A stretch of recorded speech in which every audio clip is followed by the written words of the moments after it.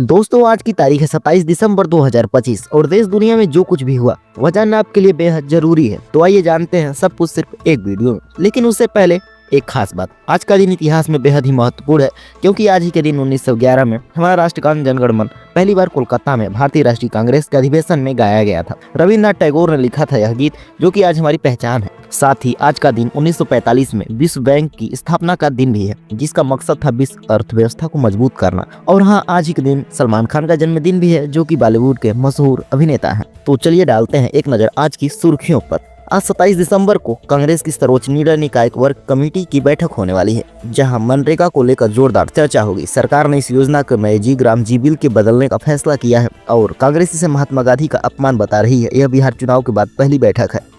वीर बाल दिवस पर पीएम मोदी का बड़ा संशोधन। 26 दिसंबर को पीएम नरेंद्र मोदी ने देश भर के बच्चों को भारत की बाल शक्ति के विषय पर संशोधित किया। यह संबोधन राष्ट्र के भविष्य के लिए एक महत्वपूर्ण संदेश था। दिल्ली में एनआईए की 2 दिवसीय एंटी टेरर कॉन्फ्रेंस का आयोजन किया जा रहा है, जिसमें उद्घाटन गृह मंत्री अमित शाह ने किया। इसमें देश भर की सुरक्षा के अधिकारी आतंकवाद से निपटने की रणनीति पर चर्चा करेंगे। 26 दिसंबर को छत्तीसगढ़ में छत्तीसगढ़ बंद का ऐलान किया गया। सर्व समाज संगठन ने इसे धार्मिक स्वतंत्रता के मुद्दे से जोड़ा है और कंकोर में हुई हिंसा को लेकर प्रतिरोध प्रकट किया है। 21 दिसंबर को मुंबई में एक 18 वर्षीय कॉलेज छात्रा को चलती लोकल ट्रेन से ढकेला गया। आरोपी अख्तर नवाज 50 वर्ष महिला कोच में घुसा था और जब महिलाओं ने इसे निकलने के लिए कहा तो वह गुस्से में लड़की को जोरदार धक्का दे गया। लड़की पटरी पर गिरी और गंभीर रूप से घायल हुई। केनरा और एक्सिस बैंक के अफसरों ने ठगों के साथ मिलकर फर्जी खाते खोले। सीबीआई ने इस जालसाज गिरोह को पकड़ा और जो लोगों ने धोखा देकर लाखों रुपए टकारे थे। गाजियाबाद में पुलिस ने हत्या के आरोपी को 2 वांटेड बदमाशों के खिलाफ एनकाउंटर किया। दोनों के पैर में गोलियां लगी और उन्हें गिरफ्तार किया गया। यह ऑपरेशन रात को शहर के आउटर इलाकों में अंजाम दिया गया। बिहार विधानसभा चुनाव के नतीजे आ चुके हैं। एनडीए को ऐतिहासिक जीत मिली है। 202 सीटों पर कब्जा करते हुए बीजेपी ने अपने इतिहास में सबसे ज्यादा सीटें जीती हैं, 90+ सीटें। नीतीश कुमार 10वीं बार मुख्यमंत्री बनने वाले हैं, जो एक अभूतपूर्व उपलब्धि है। मध्य प्रदेश में सरकार ने 2 लाख करोड़ रुपए की निवेश परियोजना के शिलान्यास की घोषणा की है। इससे राज्य में रोजगार और आर्थिक विकास बढ़ेगा। 25 दिसंबर को पूर्व प्रधानमंत्री अटल बिहारी वाजपेयी की 121वीं जयंती मनाई गई। पीएम मोदी ने उत्तर प्रदेश का दौरा किया और 115 शहरों में अटल परिसरों का लोकार्पण किया। तो चलिए बढ़ते हैं राष्ट्रीय राजनीति की खबरों की ओर। दोस्तों आज की सबसे गर्म खबर है कांग्रेस वर्किंग कमेटी की बैठक, जो 27 दिसंबर को होने वाली है। यह बैठक बेहद महत्वपूर्ण है क्योंकि इसमें कांग्रेस पार्टी महात्मा गांधी राष्ट्रीय रोजगार गारंटी योजना मनरेगा के मुद्दे पर एक जोरदार रणनीति बनाएगी। किया हुआ सरकार ने नई पार्टियों के नेतृत्व में विकसित भारत गारंटी फॉर रोजगार एंड आजीविका मिशन ग्रामीण यानी कि VBG बिल को लोकसभा में पास करवाया। यह बिल मनरेगा की जगह लेगा। इसका मतलब है कि सरकार ने महात्मा गांधी का नाम योजना से हटा दिया, जिसका विपक्ष तीव्र से विरोध कर रहा है।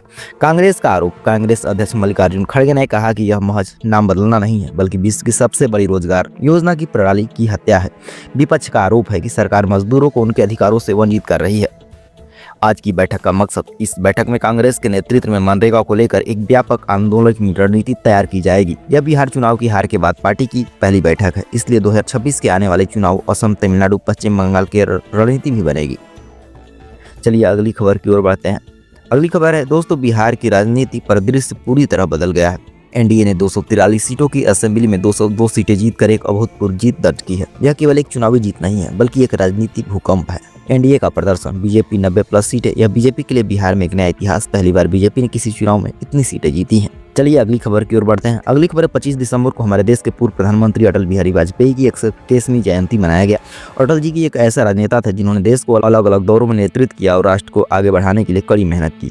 अगली खबर है 26 दिसंबर को वीर बाल दिवस मनाया गया, जो कि गुरु गोविंद सिंह जी के 4 बेटों की शहादत को याद करता है। इस दिन को वीर बाल दिवस के रूप में संबोधित किया गया है ताकि युवा पीढ़ी को शहादत और बलिदान की प्रेरणा मिले। पीएम का संबोधन। पीएम नरेंद्र मोदी ने देश भर के लाखों बच्चों को संबोधित किया। उन्होंने भारत की बाल शक्ति पर बात की और कहा कि देश के भविष्य निर्माताओं को सही दिशा और सही शिक्षा और सही मूल्यों के साथ बड़ा होना चाहिए। संदेश।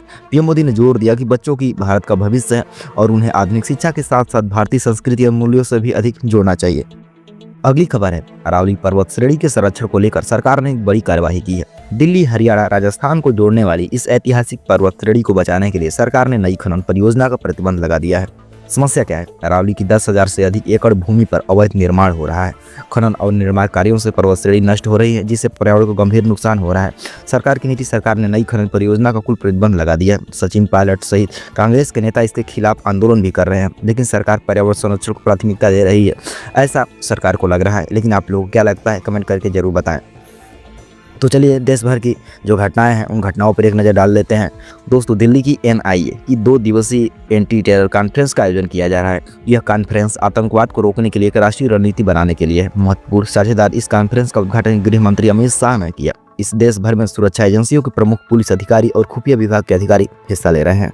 चर्चा का विषय आतंकवाद की नई चुनौतियां, साइबर आतंकवाद, सीमा क्षेत्रों में सुरक्षा, अंतर्राष्ट्रीय आतंकवाद नेटवर्क। यह कॉन्फ्रेंस भारत की आंतरिक सुरक्षा को और मजबूत करने के लिए एक महत्वपूर्ण भूमिका निभाएगी। चलिए बढ़ते हैं अगली खबर की ओर। दोस्तों, 26 दिसंबर को छत्तीसगढ़ में एक राष्ट्रव्यापी बंद का ऐलान किया गया। यह बंद धर्मांतरण के मुद्दे पर केंद्रित है। पृष्ठभूमि कानपुर जिले में यह हाल ही में धर्मांतरण को लेकर एक बड़ी हिंसक घटना हुई थी, जिसमें कई लोग घायल हुए और सामाजिक तनाव बढ़ गया। स्थानीय जनजाति संगठनों ने इसे अपनी परंपराओं और धार्मिक स्वतंत्रता पर हमला माना। सर्व समाज संगठन ने सरकार से धर्मांतरण कानून को सख्त करने की मांग की है। प्रभाव जो दिख रहा है, यह बंद छत्तीसगढ़ की अर्थव्यवस्था को प्रभावित करेगा, साथ ही सामाजिक सद्भावना खतरे में है। दोस्तों, अगली खबर है, मध्य प्रदेश में सरकार ने एक बहुत बड़ी घोषणा की है। 2 लाख करोड़ रुपए की विशाल निवेश परियोजना का शिलान्यास किया। परियोजना का क्या शामिल है?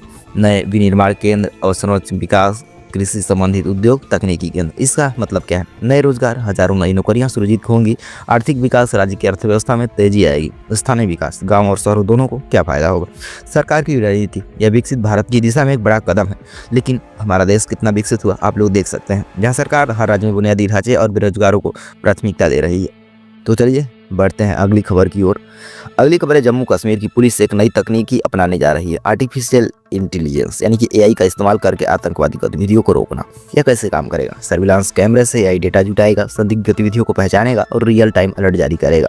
महत्व, यह इस तकनीकी से जम्मू कश्मीर में सुरक्षा मजबूत होगी और आतंकवादियों को पकड़ना आसान हो जाएगा। यह तकनीक पूरे भारत में लागू की जा सकती है। तो चलिए अगली खबर देखते हैं। अगली खबर क्राइम से जुड़ी है। यह एक शर्मसार कर देने वाली घटना है जो कि मुंबई में हुई। 21 दिसंबर को CSMT जाने वाली महिला स्पेशल लोकल ट्रेन में एक 18 वर्षीय कॉलेज छात्रा जो कि 50 वर्षीय अख्तर नवाज ने जोरदार धक्का दे दिया। घटना का क्रम सुबह 8 बजे यह घटना हुई थी। लड़की महिला डिब्बे में अकेली सफर कर रही थी। नवाज ने महिला डिब्बे में घुस जाने की कोशिश की। जब महिलाओं ने उसे निकालने के लिए कहा तो गुस्से में आ गया। फिर उसने लड़की को पीछे से जोरदार धक्का दे दिया। परिणाम, लड़की सीधे पटरी पर गिरी, गंभीर चोटें आई। ट्रेन की गति के कारण और भी ज्यादा खतरा था। अख्तर नवाज को तुरंत गिरफ्तार किया गया। पुलिस की जांच जारी है। यह घटना महिलाओं की सुरक्षा के बारे में गंभीर सवाल उठाती है। ट्रेन में अकेली महिलाओं के लिए सुरक्षा एक गंभीर मुद्दा है। दोस्तों, चलिए बढ़ते हैं अगली खबर की ओर। अगली खबर है, गाजियाबाद में पुलिस ने एक सफल ऑपरेशन अंजाम दिया जो कि 2 हत्या के आरोपी वांटेड बदमाशों को गिरफ्तार किया है। आरोपियों का विवरण नाम चंदन और अफजल, पेशेवर अपराधी, मामले कई हत्याएं और चोरी और डकैती करते थे।